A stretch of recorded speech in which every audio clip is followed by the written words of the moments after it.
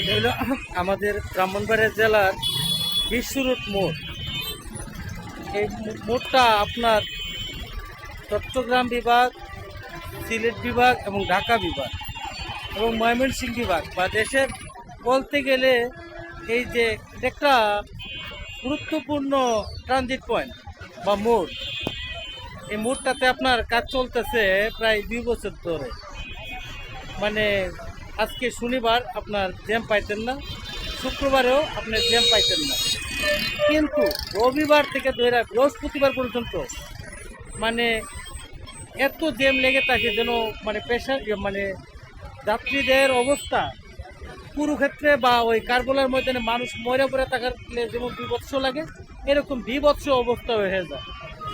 এখানকার যারা কাজ করতেছে আমার মনে হয় তারা নতুন জামাইয়ের মতন হাতে মেহেন্দি মাইকা, ওই বিয়ের আগের রাতে যে হাতে মেহেন্দি মাখে না, মেহেন্দি মাখার পরে ওই যে সেরকম কাম কাজ করতে পারে না, আস্তে আস্তে কাজ করে মেহেন্দি হাতে পরে থাকে, ঠিক এরকমভাবে হাতে মেহেন্দি মাখার মতো অবস্থা করে তারা কাজ করতেছে। যার দরুন এখানে দাম মানে কি কইতাম যে ওই আপনার ইসলামাবাদে কুত্তাপাড়ার মুখের সামনে একটা ইসলামাবাদ, ওখান থেকে বেশি হাইটা আসতে লাগবে মানে 8-10 মিনিট।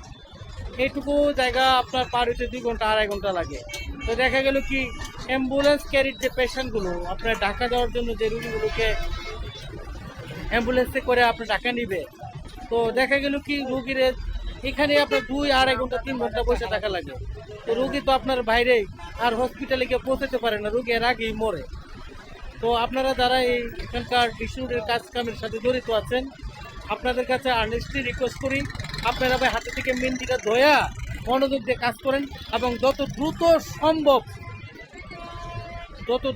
সম্ভব এই বিশ্ব রোডের জ্যাম থেকে এই দেশবাসীকে বাঁচান।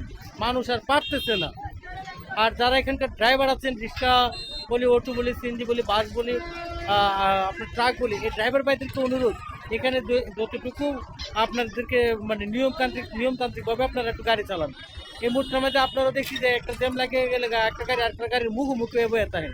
ভাই এটা একটা গাড়িকে আরেকটা গাড়ির মধ্যে উড়াল দিয়ে দেবো, দেওয়া সম্ভব না।